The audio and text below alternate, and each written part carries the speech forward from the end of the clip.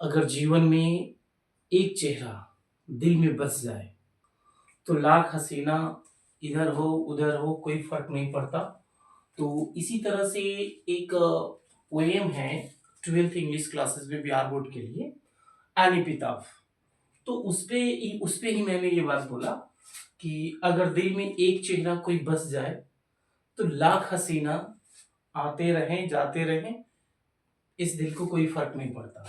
तो यहाँ भी कवि जो है वाल्टर डिलामेयर साहब जो है, उनको उनका भी यही हाल है लगभग लगभग।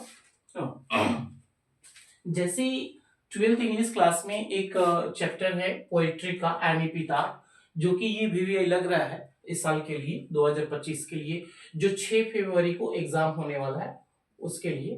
तो इसका राइटर है, आप ऐसे लिख सकते हैं, बाय वाल्टर डेलामेयर, वाल्टर डेलामेयर, राइट। ये पोएम जो है ना, लव पोएम इसको आप बोल सकते हैं, एपिताफ के बारे में है। तो यहाँ पे बहुत सुंदर समरी आपको बताया जा रहा है, जो कि बस इतना लिख दीजिएगा, आपका 5 मार्क्स जो है आ जाएगा, इसमें कोई दो राय नहीं है, 1% भी डाउट की बात ही नहीं है। जैसे आप स्टार्ट कीजिए, समय नहीं गवाएंगे, समय तो बहुत गंवा चुके हैं इन हसीनों के चक्कर में। जैसे ब्यूटीफुल लेडी है, इसमें भी देखिए पागल हो गए हैं थोड़ा देर के लिए। इसमें जो है ना पोएट वाल्टर डेलामेयर थोड़ा सा ये हो गए हैं, लेकिन सच्चाई बात है यार, ऐसा हो ही जाता है लगभग हर किसी का। चलिए स्टार्ट करते हैं। An epitaph is a heart touchable short, आप ऐसे लिख सकते हैं इसको, short poem short poem which has been composed by the world famous poet Walter de la mayor.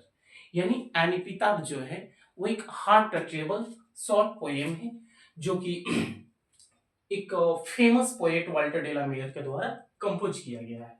इतना लाइन आपको लिख लेना है। फर्स्ट लाइन ये है, सेकेंड लाइन में थोड़ा सा पैराग्राफ चेंज कर देंगे यहाँ पे और लिखेंगे, इन दिस लव पोएम, इस प्यार भरी कविता में, the the poet tells us about the most beautiful lady of the western country who is no more in this world।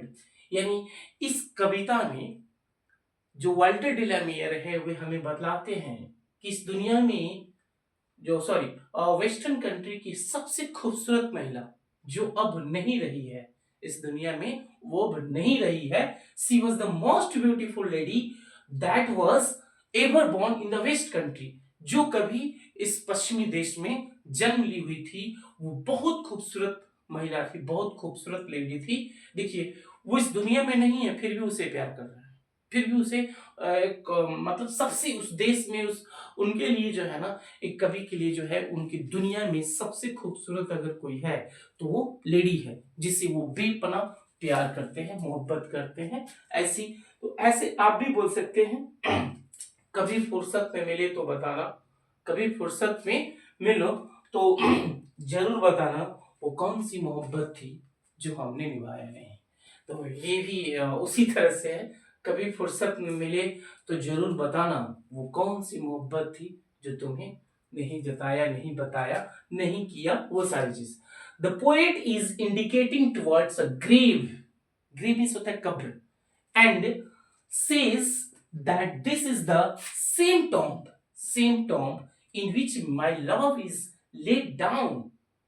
यहाँ पे एक कवि जो है ये ग्रेव की ओर इंडिकेट करते हुए कहते हैं कि that this is the same tomb, ये सेम उसी तरह से टॉम्ब है, इन विच जिसमें मेरी जान, मेरी लव जो है लेटी हुई है, उसमें ले डाउन है, लेटी हुई है। The poet loved her too much, कवि उससे इतना प्रेम करते हैं हु हार्टेडली, जो कि बहुत दिल के करीब थी। सो इसलिए the poet began to weep bitterly to know the news about her death. इसलिए जब कवि को ये खबर मिलता है कि उसकी मौत हो गई है जिससे वो प्रेम करते हैं, तो वो फुट फुट कर रोते हैं, वहां पे रोने लगते हैं।